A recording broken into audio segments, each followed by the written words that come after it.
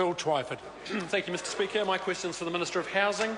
Does he stand by his statement that a register of foreign ownership would be a waste of money? Mr Speaker. Honourable Dr Nick Smith. Mr Speaker, as I said last week, I am open to more information on overseas ownership, but I do not favour a register.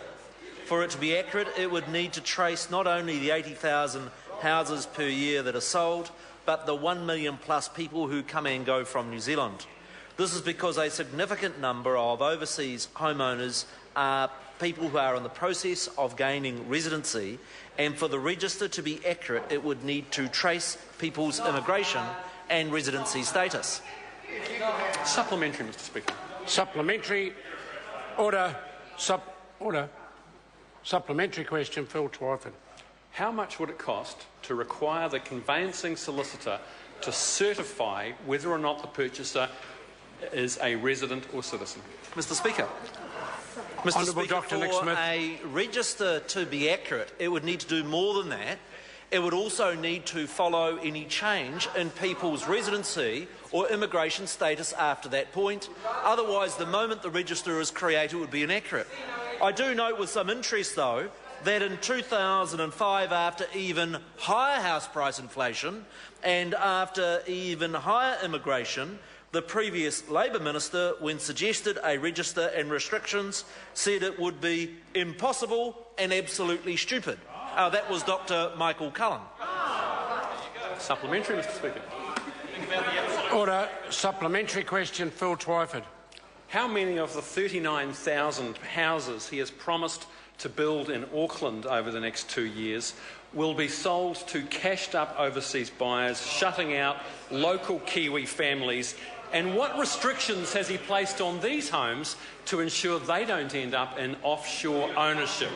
Mr Speaker. Honourable Dr Nick Smith. I would suggest the member has a chat with the leader of his party that's been facilitating overseas persons buying homes in Auckland.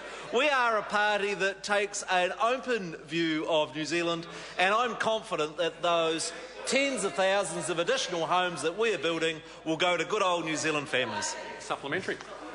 Supplementary question, the Right Honourable Prime Minister. Speaker, to the Minister, has the Minister seen reports of a German that's looking to buy a very large home in New Zealand? And does the member think it would be unusual for a party that's opposed to foreigners buying homes then wanting to form a government with that said German? Order. I have. Order. Honourable Dr Nick Smith. Mr Speaker, I have noticed that there is a German overseas interest that has a big interest in owning very large homes, and that I note that Labour is keen to form a coalition with the internet. Order. And that part has nothing to do with the Minister's responsibility. Order. Supplementary question, Phil Twyford. Is he aware that the new Australian federal government has launched an inquiry into their foreign ownership restrictions aimed at toughening up the rules and increasing enforcement? And is this just another example of him being right and everybody else being wrong? Speaker.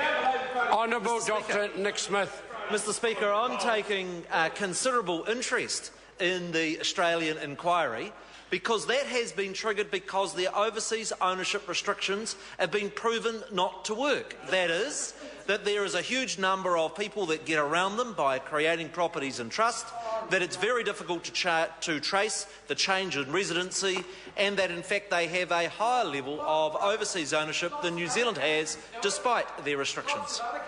Supplementary. Supplementary question, Phil Twyford. Why is the Productivity Commission concerned in its report that New Zealand residential property is becoming more attractive to overseas buyers? And to what extent does an average Auckland house price of over $700,000, increasing by over $1,000 a week, make residential property less attractive to Kiwi families and even more attractive to offshore speculators? Mr Speaker. Honourable Dr Nick Smith. Mr Speaker, I'm delighted the member has raised the issue of the Productivity Commission, because they did a comprehensive report on housing affordability. They received over 200 submissions, and they did not make a single recommendation, either saying that a capital gains tax would not work. They also said that the issues of overseas ownership would have absolutely no effect. They said there were 5 important issues that needed to be addressed, and the government is addressing all 5 of those because we are interested in the substance and not the politics of housing affordability. Question number 7, Shane Arden. Thank you, Mr Speaker. My question is to the Minister of Health. And